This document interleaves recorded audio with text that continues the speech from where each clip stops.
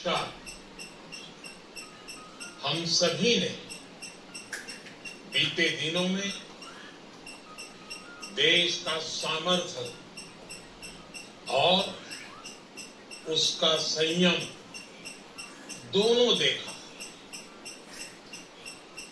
मैं सबसे पहले भारत की पराक्रमी सेनाओं को, सशस्त्र बलों को,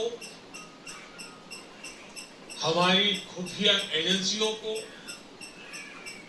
हमारे वैज्ञानिकों को, हर भारतवासी की तरफ से सैल्यूट करता हूं। हमारे वीर सैनिकों ने ऑपरेशन सिंदूर के लक्ष्यों की प्राप्ति के लिए असीम शौर्य का प्रदर्शन किया। मैं उनकी वीरता को, उनके साहस को, उनके पराक्रम को आज समर्पित करता हूं हमारे देश की हर माता को, देश की हर बहन को और देश की हर बेटी को ये पराक्रम समर्पित करता हूं। साथियों, 22 अप्रैल को पहलगाम में आतंकवादियों ने जो बर्बरता दिखाई थी, उसने देश और दुनिया को झकझोर दिया था। छुट्टियां मना रहे निर्दोष मासूम नागरिकों को धर्म पुष्कर उनके परिवार के सामने, उनके बच्चों के सामने बेरहमी से मार डालना, यह आतंक का बहुत विभत्स चेहरा था, क्रूरता थी। ये देश के सद्भाव को तोड़ने की घिनौनी कोशिश भी थी। मेरे लिए व्यक्तिगत रूप से ये पीड़ा बहुत बड़ी थी। इस आतंकी हमले के बाद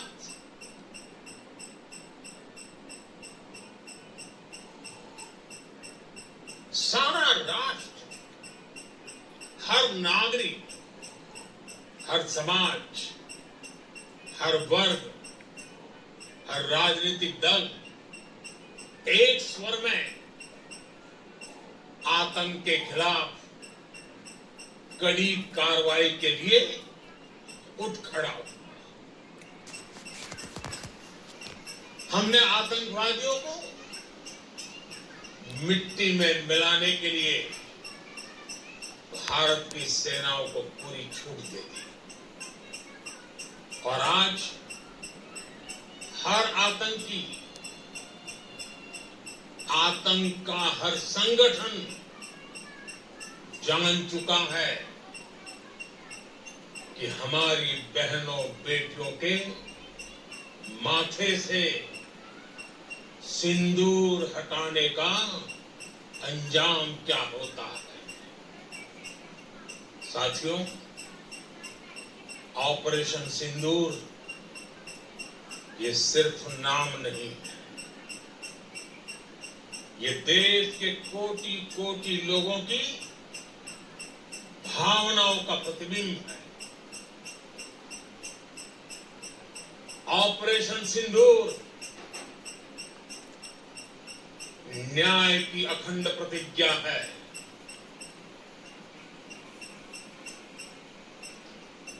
6 मई की देर रात, 7 मई की सुबह पूरी दुनिया ने इस प्रतिज्ञा को परिणाम में बदलते देखा।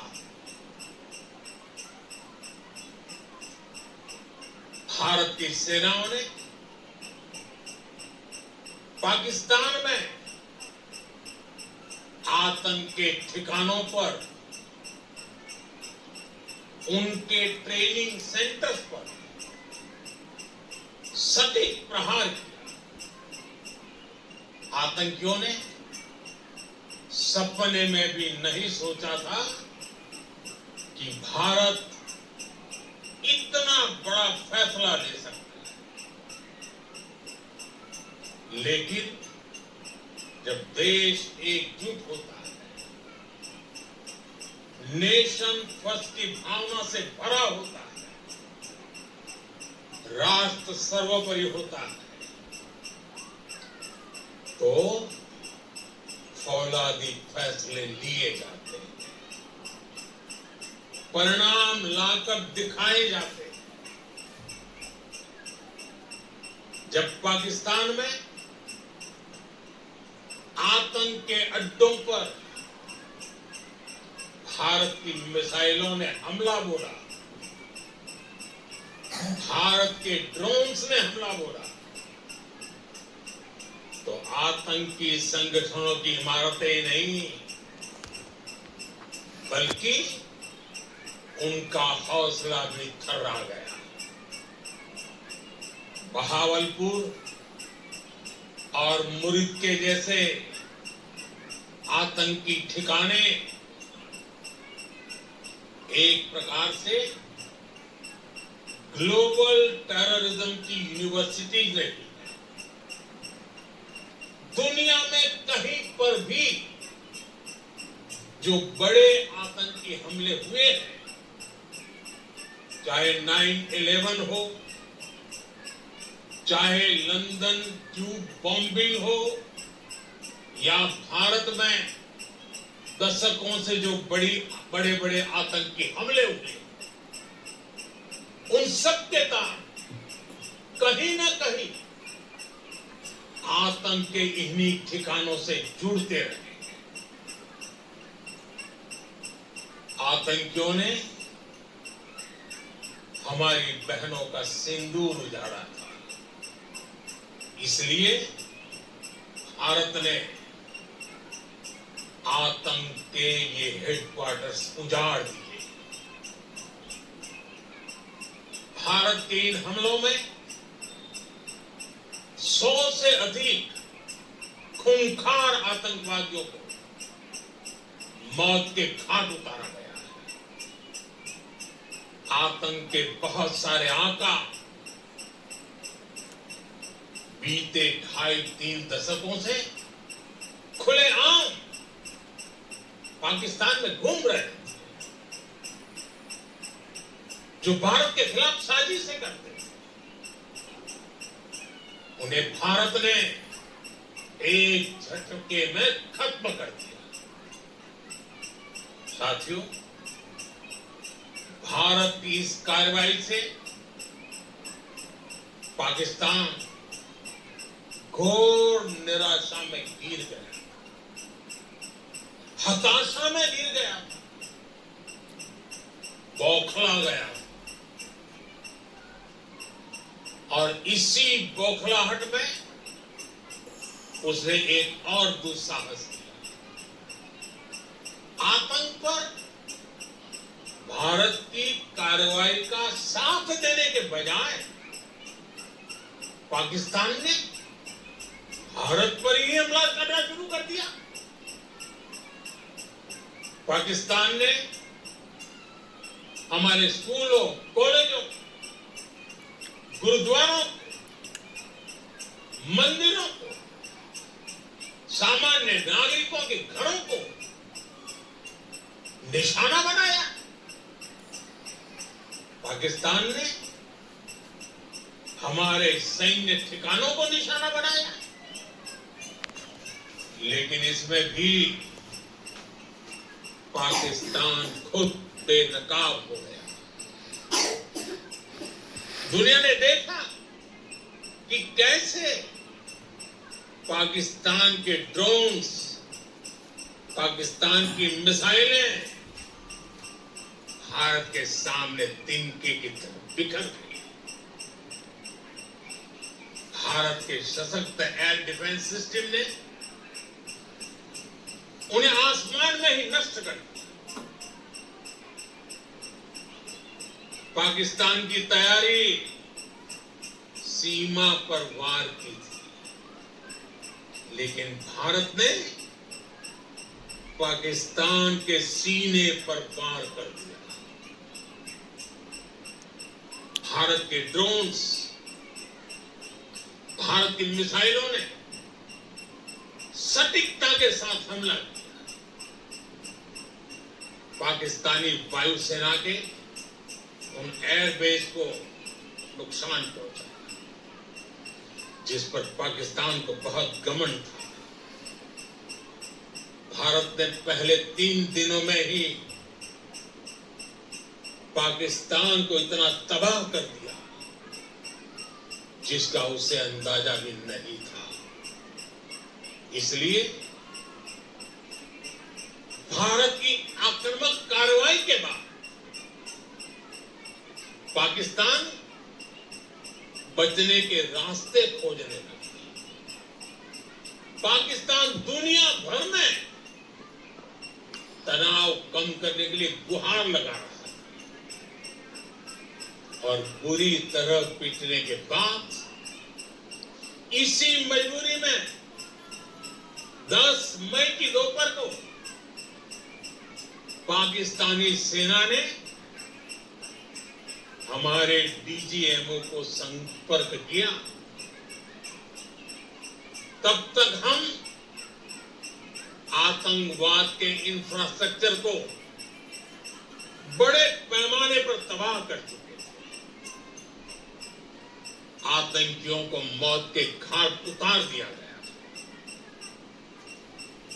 पाकिस्तान के सीने में बसाए गए आतंक के अड्डों को हमने खंडहर बना दिया। इसलिए जब पाकिस्तान की तरफ से गुहार लगाई गई, पाकिस्तान की तरफ से जब ये कहा गया कि उसकी ओर से आगे कोई आतंकी गतिविधि और सैन्य दुस्साहस नहीं दिखाया जाएगा, तो भारत ने भी उस पर विचार किया। और मैं फिर दोहरा रहा हूं, हमने पाकिस्तान के आतंकी और सैन्य ठिकानों पर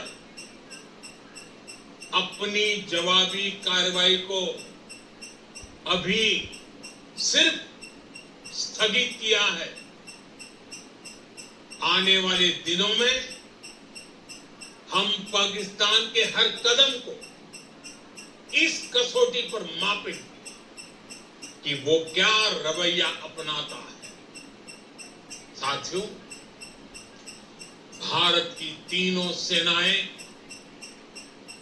हमारी एयरफोर्स, हमारी आर्मी और हमारी नेवी,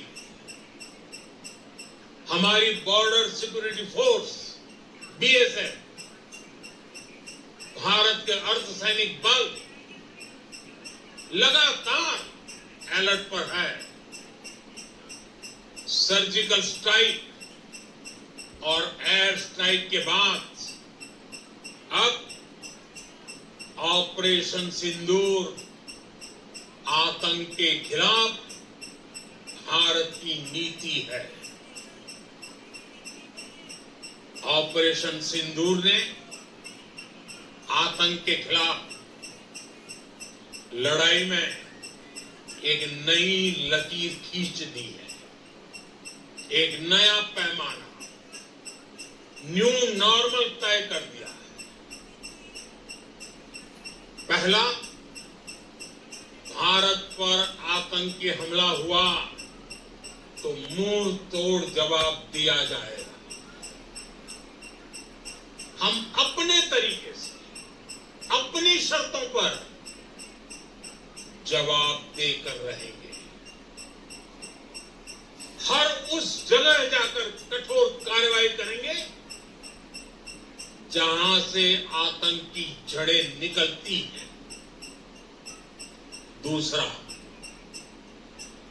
कोई भी न्यूक्लियर ब्लैकमेल भारत नहीं सहेगा। न्यूक्लियर ब्लैकमेल की आड़ में पनप रहे आतंकी ठिकानों पर भारत सटीक और निर्णायक प्रहार करेगा। तीसरा, हम आतंक की सरपरस्त सरकार और आतंक के आकाओं को अलग अलग नहीं देखेंगे। ऑपरेशन सिंदूर के दौरान दुनिया ने पाकिस्तान का वो घिनौना सच फिर देखा है, जब मारे गए आतंकियों को विदाई देने पाकिस्तानी सेना के बड़े बड़े अफसर उमड़ पड़े। स्टेट स्पॉन्सर्ड टेररिज्म का ये बहुत बड़ा सबूत है। हम भारत और अपने नागरिकों को किसी भी खतरे से बचाने के लिए लगातार निर्णायक कदम उठाते रहेंगे। साथियों, युद्ध के मैदान पर हमने हर बार पाकिस्तान को धूल चटाई है और इस बार ऑपरेशन सिंदूर ने नया आयाम जोड़ा है। हमने रेगिस्तानों और पहाड़ों में अपनी क्षमता का शानदार प्रदर्शन किया और साथ ही न्यू एज वॉरफेयर में भी अपनी श्रेष्ठता सिद्ध की। इस ऑपरेशन के दौरान हमारे मेड इन इंडिया हथियारों की प्रामाणिकता सिद्ध हुई। आज दुनिया देख रही है 21वीं सदी के वॉरफेयर में made in India defence equipments, इसका समय आ चुका है। साथियों, हर प्रकार के आतंकवाद के खिलाफ हम सभी का एकजुट रहना, हमारी एकता हमारी सबसे बड़ी शक्ति है। निश्चित तौर पर ये युग युद्ध का नहीं है, लेकिन ये युग आतंकवाद का भी नहीं है। टेररिज्म के खिलाफ जीरो टॉलरेंस, ये एक बेहतर दुनिया की गारंटी है। साथियों, पाकिस्तानी फौज, पाकिस्तान की सरकार जिस तरह आतंकवाद को खाद पानी दे रहे हैं, वो एक दिन पाकिस्तान को ही समाप्त कर देगा। पाकिस्तान को अगर बचना है तो उसे अपने टेरर इंफ्रास्ट्रक्चर का सफाया करना ही होगा। इसके अलावा शांति का कोई रास्ता नहीं। भारत का मत एकदम स्पष्ट है। टेरर और टॉप एक साथ नहीं हो सकते। टेरर और ट्रेड एक साथ नहीं चल सकते और पानी और खून भी एक साथ नहीं बह सकता। मैं आज विश्व समुदाय को भी कहूंगा, हमारी घोषित नीति रही अगर पाकिस्तान से बात होगी तो टेररिज्म पर ही होगी। अगर पाकिस्तान से बात होगी तो पाक ऑक्युपाइड कश्मीर पीओके उस पर ही होगी। प्रिय देशवासियों, आज बुद्ध पूर्णिमा है। भगवान बुद्ध ने हमें शांति का रास्ता दिखाया है। शांति का मार्ग भी शक्ति से होकर जाता है। मानवता शांति और समृद्धि की तरफ बढ़े, हर भारतीय शांति से जी सके,